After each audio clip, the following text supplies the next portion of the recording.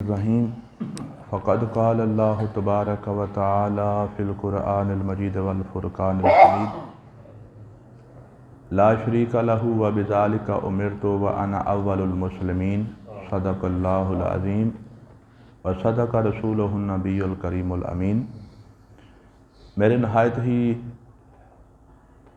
پیارے اور قابل احترام دوستوں، بزرگوں، ساتھیوں، رمضان المبارک جہاں ہمارے لیے بہت زیادہ برکتیں اور رحمتیں لے کر آتا ہے، یہاں ہمارے لیے ایک خصوصی طور پر یہ پیغام بھی لے کر آتا ہے کہ ایک مسلمان ہونے کی حیثیت سے ہمیں سراپا عجز و انکسار اور سراپا امن و سلامتی بن جانا چاہیے۔ اس کا مطلب یہ ہے کہ ہمارے وجود سے دوسروں کو سلامتی اور خیر ملنی چاہیے۔ جو بندہ اپنے گھر میں اپنے گھر کے لوگوں کو خیر اور سلامتی نہیں دے سکتا، کیا اس سے یہ توقع کی جا سکتی ہے کہ وہ گھر سے باہر دوسرے لوگوں کے لیے سلامتی اور خیر کا باعث بن سکے؟ کبھی نہیں۔ جو بندہ گھر والوں کے لیے قہر ہو، غضب ہو، غصے کا شکار ہو، وہ باہر والوں کے لیے کس طرح نرمی کا سبب بن سکتا ہے؟ ہمیں کوشش کرنی چاہیے کہ گھر میں اپنے بیوی بچوں کے لیے، اپنے بہن بھائیوں کے لیے، اپنے ماں باپ کے لیے ہمیں پیار اور محبت کا ایک شاہکار بن جانا چاہیے۔ اور جب آپ گھر کی دہلیز سے باہر قدم رکھیں تو ہر بندے کا دل کرے کہ یار یہ اللہ کا بندہ باہر آیا ہے، میں اسے خود جا کر ملوں۔ کہیں ایسا نہ ہو کہ لوگ آپ کے سائے سے بھی پناہ مانگتے پھریں۔ بعض لوگ ایسے ہوتے ہیں کہ ان کو دیکھ کر دوسرے لوگوں کو چیڑ ہوتی ہے، نفرت ان کے پورے وجود کے اندر جاگ اٹھتی ہے ان کو دیکھ کر۔ اس کی وجہ کہ یہ میرے سامنے آئے گا، مجھے دیکھے گا تو پھر بھی نفرت کی نظر سے، میرے ساتھ بولے گا تو پھر بھی نفرت کے انداز میں، وہ بندہ دور سے ہی اس کے بارے میں یہ سوچنا شروع کر دیتا ہے، حالانکہ یہ وہ پیغام ہے جو اللہ کا ہر نبی لے کر آیا۔ اللہ کے نبیوں میں حضرت آدم علیہ السلام، حضرت نوح علیہ السلام، حضرت ادریس علیہ السلام، حضرت ابراہیم علیہ السلام، حضرت موسیٰ علیہ السلام، حضرت عیسیٰ علیہ السلام، یہ بڑا بڑا نام ہے انبیاء کی صف میں، بڑا بڑا نام ہے۔ ہم تو کہتے ہیں 1,24,000 نبی، ان میں سے صرف 26 نبیوں کا ذکر قرآن پاک میں آیا ہے، اور ان 26 میں بھی جو بڑے بڑے نام ہیں یہ والے ہیں۔ حضرت ابراہیم علیہ السلام کا پیغام سنیے، آپ نے اللہ تعالیٰ کی بارگاہ میں سب سے پہلے اللہ تعالیٰ کی تعریف کی، پھر اللہ تعالیٰ کی طرف سے جو آپ کو پیغام ملا تھا دنیا کے اندر پھیلانے کے لیے، آپ نے اس کا ذکر کر دیا۔ وہ پیغام کوئی اور نہیں تھا، وہ پیغام امن تھا، وہ سلامتی کا پیغام تھا۔ اور آپ کو پتہ ہے ہمارے پیارے نبی کریم صلی اللہ علیہ وسلم بڑی محبت کے ساتھ اپنے آپ کو حضرت ابراہیم علیہ السلام کی اولاد میں سے شمار کیا کرتے تھے، اور حضرت ابراہیم علیہ السلام کو اپنا جد اعلیٰ قرار دیا کرتے تھے، اور اپنے آپ کو اور اپنی امت کو ملت ابراہیمی کی طرف منسوب کیا کرتے تھے۔ اس کی ایک وجہ یہی ہے کہ حضرت ابراہیم علیہ السلام نے جو لفظ سب سے پہلے استعمال کیا تھا، وہی لفظ میرے پیارے آقا علیہ السلام نے اپنی امت کا نام رکھ دیا، اپنی امت کا نام رکھ دیا۔ وہ لفظ کیا تھے؟ حضرت ابراہیم علیہ السلام نے اللہ تعالیٰ کی بارگاہ میں عرض کی، لا شریک لہ، اے اللہ تو وحدہ لا شریک ہے، تیرا کوئی شریک نہیں۔ اس چھوٹے سے جملے کے اندر اللہ تبارک تعالیٰ کی سب سے بڑی تعریف ہے۔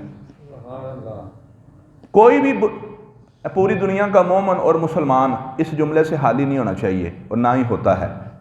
اس کا سب سے پہلا ترانہ کیا ہے؟ لا شریک لہ، اللہ کا کوئی شریک نہیں ہے، نہ کوئی نبی اس کا شریک ہے، نہ کوئی ولی اس کا شریک ہے، نہ کوئی صحابی اس کا شریک ہے، کوئی غوث کتب ابدال، کوئی فرشتہ، کوئی جنات، یہ اللہ تعالیٰ کا شریک نہیں ہے۔ یہ سب سے پہلی بات ہماری یہ ہے جس کے اندر توحید کامل پائی جاتی ہے۔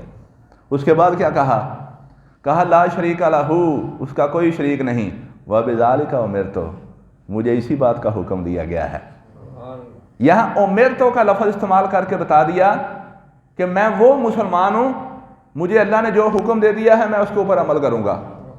اب حکم کس کا دیا گیا ہے؟ فرمایا وَأَنَا أَوَّلُ الْمُسْلِمِينَ، میں سب سے پہلے مسلمان ہو کر اللہ کی بارگاہ میں اپنا سر جھکا رہا۔ اچھا، انہوں نے تو لفظ استعمال کر دیا تھا انا اول المسلمین، میں سب سے پہلے مسلمان ہوں، یعنی اسلام کے دائرے میں آ کر اللہ کی بارگاہ میں سر جھکاتا ہوں۔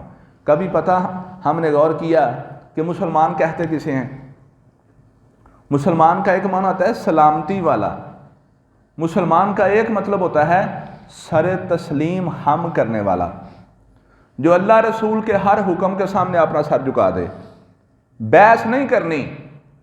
ہمیں کوئی کہہ دے کہ نبی پاک صلی اللہ علیہ وسلم کے ساتھ کوٹ کوٹ کر عشق کرنا ہے، وہ بندہ آگے سے بحث کرنا شروع کر دے، قرآن میں دکھاؤ کہاں لکھا ہے عشق کرو، عشق کا تو لفظ ہی کوئی نہیں۔ اور بھائی تمہیں پتہ ہی نہیں عشق کہتے کسے ہیں؟ محبت کے اندر جب شدت پیدا ہو جائے تو محبت کی اس شدت کا نام ہے عشق۔ اس کا مفہوم قرآن پاک کے اندر اللہ تعالیٰ نے استعمال کیا ہے، جو میں نے پچھلی آیت مبارکہ اپنے سامنے وہ تلاوت کی تھی، والذین آمنوا اشد حبا للہ، یہاں پر حب اور حب سے پہلے اشد کا لفظ استعمال کیا گیا، یعنی جب محبت میں شدت پیدا ہو جائے تو اسی کا نام ہے عشق۔ اور علامہ اقبال نے بھی کیا کہا؟ علامہ اقبال نے تو اپنی شاعری کے اندر یہ لفظ عام استعمال کیا ہے، جب عشق سکھاتا ہے آداب خود آگاہی تو کھلتے ہیں غلاموں پر اسرار شہنشاہی۔ آپ فرماتے ہیں جب کسی بندے کے سینے میں عشق پیدا ہوتا ہے، عام بندہ وہ زمانے کا امام بن جاتا ہے۔ ایسا ہوتا ہے، بارہا ایسا ہوا، حضرت امام حسن بصری کا جب بھی نام لیا جاتا ہے تو ساتھ کیا بولا جاتا ہے؟ امام۔ حالانکہ وہ کیا تھے؟ ایک لونڈی کے بیٹے تھے، ایک نوکرانی کے بیٹے تھے۔ وہ نوکرانی کس گھر کی نوکرانی تھی؟ اہل بیت کے گھر کی نوکرانی۔ امام حسن بصری پوری دنیا میں کسی بھی مسلک کا کوئی شخص، کوئی آدمی، کوئی مولوی، کوئی پیر، کوئی فقیر جب بھی امام حسن بصری کا نام لیتا ہے تو ساتھ کیا بولتا ہے؟ امام۔ بھائی ان کو امام کس نے بنایا؟ وہ کسی مدرسے میں گئے تھے؟ کسی یونیورسٹی میں گئے ہیں؟ کہیں سے پی ایچ ڈی حاصل کی ہے؟ کچھ بھی نہیں۔ امام کیسے بن گئے؟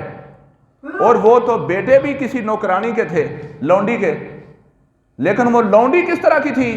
وہ لونڈی بھی وقت کی ولیہ کاملہ تھی، کیونکہ در مصطفیٰ سے اور اہل بیت کے در سے ان کو خیرات ملی تھی، اور انہوں نے حضرت علی رضی اللہ تعالیٰ عنہ کے پانی پینے والے پیالے میں اپنے بیٹے کو پانی پلایا تھا۔ تو وہ پانی پلانے کی وجہ سے ایک لونڈی کا بیٹا وقت کا امام بن گیا۔